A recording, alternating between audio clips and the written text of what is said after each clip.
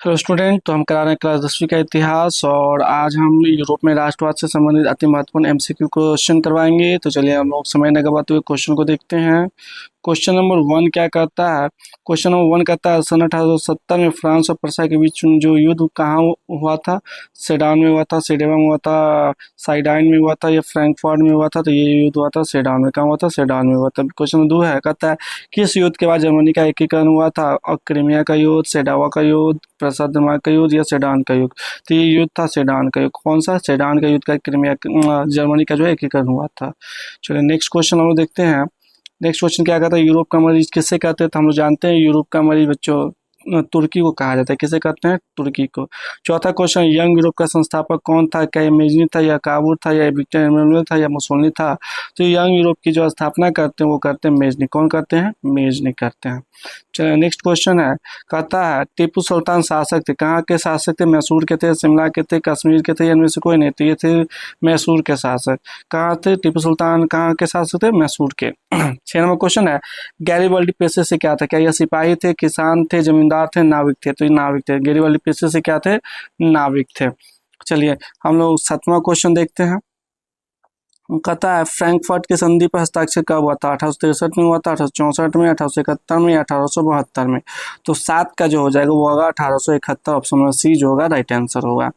चलिए 8 number question देखते हैं। कहता है 1871 में कौन सी संधि हुई थी? 1871 में कौन सी संधि हुई थी? क्या फ्रैंकफर्ट की संधि हुई थी, क्या यह वियना कांग्रेस की हुई थी या पेरिस की संधि हुई थी या इनमें से कोई नहीं? तो ये हुआ था फ्रैंकफर्ट की संधि। 1871 में कौन सा संधि हुआ था बच्चों? तो ये हुआ था फ्रैंकफर्ट की संधि। 9 नंबर क्वेश्चन देखते हैं। 1830 की क्रांति के बाद फ्रांस में किस प्रकार की शासन व्यवस्था स्थापित की गई थी? क्या ये संघीय शासन व्यवस्था था, क्या यह संवैधानिक राजतंत्र व्यवस्था था, क्या यह गणराज्य व्यवस्था था, क्या यह अधिनायकवाद का व्यवस्था था? तो इसका जो राइट आंसर होगा संवैधानिक राजतंत्र की स्थापना जो है 1830 की क्रांति के बाद स्थापित की जाती है। ठीक है, ऑप्शन में भी राइट आंसर हो जाएगा। चलिए 10 नंबर क्वेश्चन देखते हैं। कहता है जर्मनी के एकीकरण के लिए कौन उत्तरदायी था? काउर था, बिस्मार्क था, गैरिबाल्डी था या मैजनी था? तो इसका जो होगा बिस्मार्क। कौन था? जर्मनी के एकीकरण का उत्तरदायी किसको माना जाता है? तो बिस्मार्क को माना जाता है। 11 नंबर क्वेश्चन देखते हैं। कहते हैं इटली के एकीकरण में किसका संबंध नहीं है? क्या ये बिस्मार्क का संबंध नहीं है, मेजनी का संबंध नहीं है, काउर का संबंध नहीं है या गैरिबाल्डी का संबंध नहीं है? तो इसमें देखा जाए तो बिस्मार्क का संबंध नहीं है, क्योंकि बिस्मार्क जो है ना जर्मनी के एकीकरण में योगदान दिया था, इटली के एकीकरण में नहीं। चलिए 12 नंबर क्वेश्चन देखते हैं। कहता है इटली और जर्मनी के एकीकरण के विरुद्ध कौन था? क्या इटली था, रूस था, ऑस्ट्रिया था या प्रूसिया था? तो यहाँ पे देखा जाए तो ये कौन सा देश था? ऑस्ट्रिया था। ऑस्ट्रिया और फ्रांस का ही प्रभाव अधिकतर देश में देखने को मिला था इटली और जर्मनी पे। लेकिन जैसे फ्रांस जो होता है ना वो उसमें गृह युद्ध के बाद वहाँ पे घरेलू हिंसा मतलब कह सकते हैं युद्ध हुआ था, गृह युद्ध हुआ था। तो उसके बाद जो है ऑस्ट्रिया जो है यही शक्तिशाली बचता और इसी ने क्या करता है सही पे अपना प्रभाव जमा के रखता है और इटली और एकीकरण जर्मनी का एकीकरण होने नहीं देना चाहता था। 13 नंबर क्वेश्चन है। कहता है जर्मनी के एकीकरण का प्रमुख वास्तुकार कौन था? क्या ये मेजनी थे, गैरिबाल्डी थे, लेनिन थे या बिस्मार्क थे? तो 13 का राइट आंसर हो जाएगा option number D Bismarck. Germany के एकीकरण का वास्तुकार कौन थे? बिस्मार्क थे। चलिए अगला क्वेश्चन देखते हैं। 14 नंबर कहता है क्वेश्चन फ्रैंकफर्ट की संधि किस वर्ष हुई थी? 1864 में, 1866 ईस्वी में, 1870 ईस्वी में या 1871 ईस्वी में? तो ये हुआ था 1871 ईस्वी में। फ्रैंकफर्ट की संधि कब हुई थी? 1871। कब हुई थी? 1871। 15वां क्वेश्चन है जोल्वेरिन संबंधित था। जोल्वेरिन संबंधित है किससे? क्रांतिकारियों से, व्यापारियों से, विद्वानों से या पादरियों से? तो 15 का राइट आंसर हो जाएगा ऑप्शन नंबर बी व्यापारियों से। ठीक है, अगला क्वेश्चन देखते हैं। क्वेश्चन नंबर 16 कहता है जिनेवा संधि कब हुई थी? तो जिनेवा संधि कब हुई थी? 1954 में और उसके बाद 1952 में, 1950 में और 1985 में। तो जिनेवा संधि जो है 1954 में थी। कब हुई थी जिनेवा का संधि? 1954 में। 17 नंबर क्वेश्चन देखते हैं। कहता है काउंट काबूर को विक्टर एमेनुअल ने किस पद पर नियुक्त किया था? क्या सेनापति के पद था, फ्रांस के राजदूत था, प्रधानमंत्री था या गृह मंत्री था? तो इसका जो हो जाएगा ये प्रधानमंत्री था। कौन था? काउंट काबूर जो था कौन था? प्रधानमंत्री के पद पर इसको नियुक्त किया गया था। 18वां क्वेश्चन है, वियना सम्मेलन हुआ था 1815 में, 1848 में, 1870 में, 1871 में। तो 18 का राइट आंसर हो जाएगा 1815 ईस्वी। 19वां क्वेश्चन देखते हैं, निम्न में से किसके योगदान से जो है इटली का एकीकरण पूर्ण हुआ था? क्या मेजनी थे, काउंट काबूर थे, विक्टर इमैनुअल थे, या सभी थे? तो यहाँ पे देखा जाए तो इन सभी के योगदान से, मेजनी, काबूर और इमैनुअल के योगदान से ही इटली का एकीकरण जो है संभव हुआ था। चलिए नेक्स्ट क्वेश्चन देखते हैं, 20वां क्वेश्चन क्या कहता है, रक्त और लौह की नीति का अवलंबन किसने किया था? क्या मेजनी किए थे, हिटलर किए थे, बिस्मार्क किए थे, या विलियम किए थे? तो 20 का जो राइट आंसर हो जाएगा ऑप्शन नंबर सी जो होगा, बिस्मार्क। और रक्त और लौह की नीति कौन अपनाते हैं? बिस्मार्क के द्वारा यह अपनाया जाता है। चलिए 21वां क्वेश्चन है, कहता है जर्मन लाइन राज्य का निर्माण किसने किया था? क्या ये लुई 18वें करते हैं, नेपोलियन बोनापार्ट करते हैं, या नेपोलियन तृतीय करते हैं, या बिस्मार्क करते हैं? तो 21 का जो राइट आंसर हो जाएगा वो हो जाएगा नेपोलियन बोनापार्ट। जर्मन लाइन राज्य का निर्माण जो है नेपोलियन बोनापार्ट के द्वारा किया जाता है। 22 नंबर क्वेश्चन है, कहता है निम्नलिखित में से या निम्न में से किस सम्मेलन में जर्मनी की क्षतिपूर्ति राशि को कम कर दिया गया था? क्योटो सम्मेलन में, वियना सम्मेलन में, रियो डी जेनेरो सम्मेलन में, या लौसानी सम्मेलन में? तो 22 का आंसर हो जाएगा लौसानी सम्मेलन में जो है जर्मनी की जो क्षतिपूर्ति की रकम थी, राशि थी, उसको कम कर दिया जाता था। 23 नंबर क्वेश्चन है, हीगल किस देश का दार्शनिक था? फ्रांस के थे, इटली के थे, जर्मनी के थे, या ऑस्ट्रिया के थे? तो 23 के क्वेश्चन है सी नंबर, जर्मनी के। हीगल किस देश के दार्शनिक थे? जर्मनी के दार्शनिक थे। चलिए 24 नंबर क्वेश्चन देखते हैं, वियना कांग्रेस का मुख्य उद्देश्य क्या था? गणराज्य को पुनर्स्थापित करना, लोकतंत्र को पुनर्स्थापित करना, राजतंत्र को पुनर्स्थापित करना, या इनमें से कोई नहीं? तो वियना कांग्रेस का एक ही उद्देश्य था, जो नेपोलियन द्वारा किए गए सुधार थे उसमें उसको पुनः पुराने नियम पे लाना, यानी राजतंत्र को पुनर्स्थापित करना इसका उद्देश्य था। चलिए 25 नंबर क्वेश्चन है, फ्रांसीसी क्रांति कब हुई थी? 1789 में हुआ था, 1804 में हुआ था, 1871 में हुआ था, या 1817 में हुआ था? तो फ्रांसीसी क्रांति जानते हैं 1789 की फ्रांसीसी क्रांति एक ऑब्जेक्टिव क्वेश्चन भी है और आपका सब्जेक्टिव में भी पूछा जाता है जो 1789 फ्रांसीसी क्रांति के कारण क्या थे। तो 2 प्रकार के प्रश्न इससे बनते हैं। चलिए 26 नंबर क्वेश्चन देखते हैं, कहता है मेजनी का संबंध किस संगठन से था? क्या ये लाल सेना से था, कार्बोनारी से था, डाइट से था, या जालवरिन से था? तो 26 का हो जाएगा कार्बोनारी। क्या हो जाएगा? मेजनी का संबंध किससे था? कार्बोनारी से था। 27 नंबर क्वेश्चन है, कहता है राष्ट्रीय आंदोलन का केंद्र जेना विश्वविद्यालय कहाँ स्थित है? इटली में है, जर्मनी में है, रूस में है, और ग्रेट ब्रिटेन में है? तो 27 का आंसर क्या हो जाएगा? वो हो जाएगा जर्मनी। राष्ट्रीय आंदोलन का केंद्र जेना विश्वविद्यालय कहाँ है? जर्मनी में है। चलिए अगला क्वेश्चन हम लोग देखते हैं, क्या कहता है कोसुथ का संबंध किस देश से था? ऑस्ट्रिया से था, हंगरी से था, पोलैंड से था, या फ्रांस से था?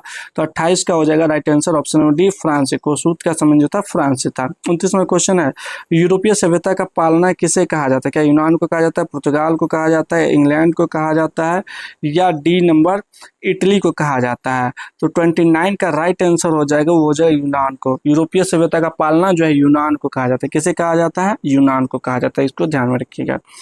चलिए 30 नंबर क्वेश्चन देखते हैं, कहता है प्रथम जेनेवा कन्वेंशन कब हुआ था? 1861 में हुआ था, 1864 में हुआ था, 1874 में हुआ था, और यहाँ पे ऑप्शन है 1720 में हुआ था। तो इसका राइट आंसर होगा 1864 में प्रथम जेनेवा जो है कन्वेंशन सम्मेलन हुआ था।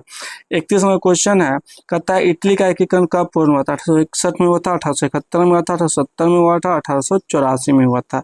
तो ये 1871 में जो है इटली का एकीकरण पूर्ण होता है। ठीक है, अगला क्वेश्चन हम लोग देखते हैं, कहता है लुई फिलिप किस देश का शासक था? क्या जर्मनी के थे, फ्रांस के थे, ऑस्ट्रिया के थे, इटली के थे? तो 32 का राइट आंसर हो जाएगा फ्रांस। लुई फिलिप कहाँ के शासक थे? फ्रांस के शासक थे। 33 नंबर क्वेश्चन है, कहते हैं निम्न में से कौन मित्र राष्ट्रों के गुट में सम्मिलित नहीं था? क्या ब्रिटेन थे, जर्मनी थे, फ्रांस थे, या रूस थे? तो 33 का राइट आंसर हो जाएगा जर्मनी। जर्मनी जो था मित्र राष्ट्र के गुट में शामिल नहीं था। चलिए 34 नंबर क्वेश्चन कहता है बोहेमिया निम्न में से किस देश के अधीन था? ऑस्ट्रिया के, यूनान के, तुर्की के, पोलैंड के? तो बोहेमिया जो था ऑस्ट्रिया के अधीन देश था। ठीक है, 35 नंबर है, 1871 में विलियम प्रथम कहाँ का सम्राट बना था? क्या इटली के बने थे, क्या ये जर्मनी के बने थे, क्या ये ऑस्ट्रिया के बने थे, क्या ये प्रसा के बने थे? तो विलियम प्रथम को देखा जाए ना तो ये बने थे ऑस्ट्रिया के सम्राट। कहाँ के बने थे? ऑस्ट्रिया के सम्राट बने थे। ऑस्ट्रिया क्या है? एक देश है। कहाँ पे है? यूरोप में है। 36वां क्वेश्चन है, क्या कहता है लुई 16वें को फांसी कब दी गई थी? 1748 में, 1793 में, 1798 में या 1854 में? तो दिया गया था 1793 में लुई 16वें को फांसी। देख लीजिए यहाँ पे शासक को फांसी पे चढ़ा दिया जाता था यूरोप में। ठीक है, अगला क्वेश्चन देखते हैं। कहता है पोर्ट्स यानी पोट्सडम की घोषणा किसने आत्मसमर्पण किया था? फ्रांस ने, जापान ने, वियतनाम ने या भारत ने? तो ये किया था जापान ने। ठीक है, अगला क्वेश्चन देखते हैं बच्चों। क्या कहता है सार्डिनिया का राजा कौन था? नेपोलियन था, विक्टर इमैनुअल था, चार्ल्स दसम था, इनमें से कोई नहीं था। तो ये थे नेपोलियन। कौन थे? सार्डिनिया का राजा नहीं, नेपोलियन। एक मिनट क्रॉस चेक करते हैं। नहीं, हाँ ठीक है, नेपोलियन थे। 39 नंबर क्वेश्चन है, इटली के एकीकरण का प्रमुख नायक कौन था? क्या मेजनी थे, काउर थे, गैरिबाल्डी थे या सभी थे?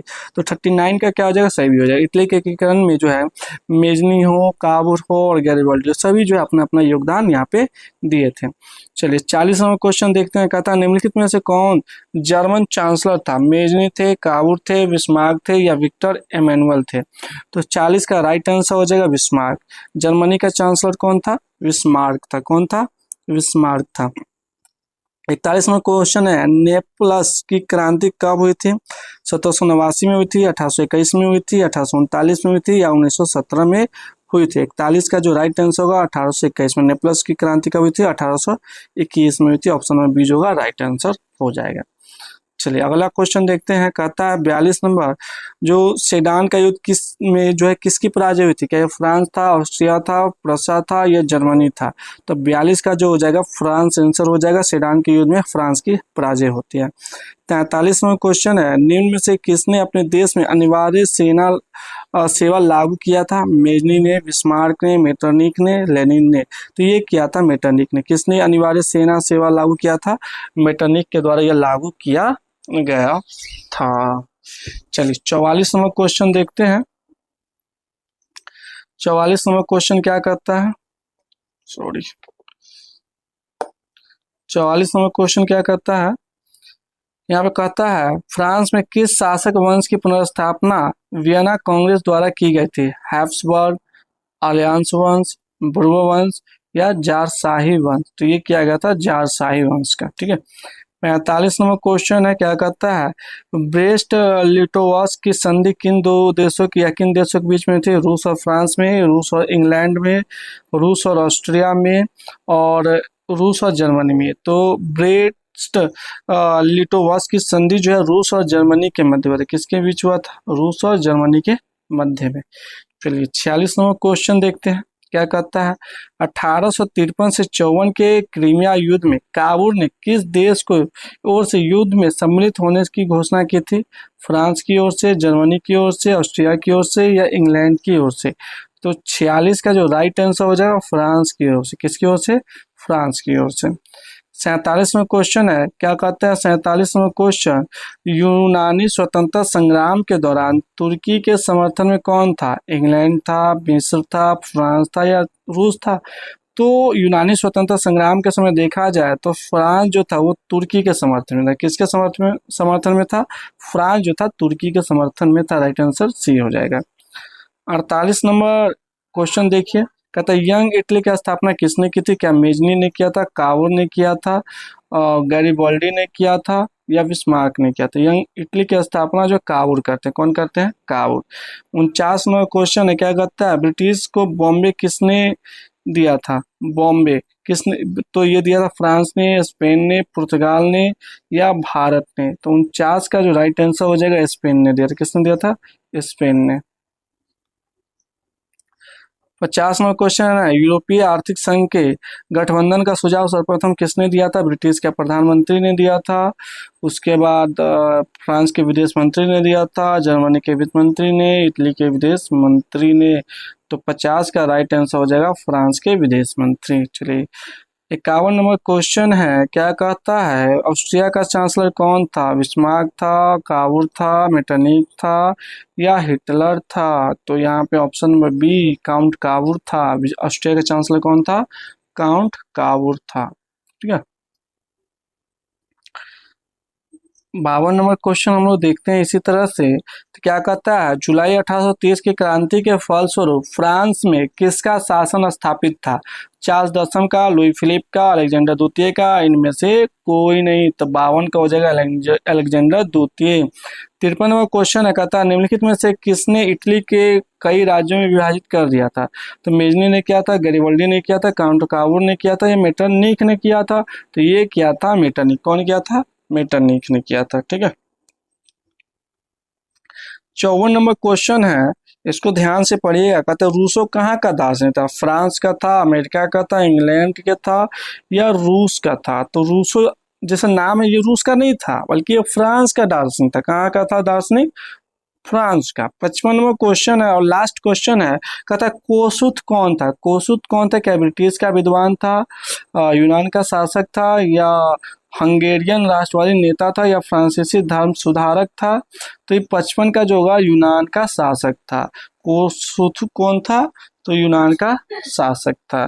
तो आशा करते हैं हमारा ये सेशन आपको बहुत पसंद आया होगा। इसमें दो और क्वेश्चन यहाँ पे ऐड है बट उसको छोड़ देते हैं और हम लोग देखते हैं जो आपको कैसा लगा वीडियो कमेंट में बताइए और मिलाते हैं अगला चैप्टर का। तब तक के लिए जय हिंद, जय भारत। चैनल से जुड़ जाइए, सब्सक्राइब कर लीजिए।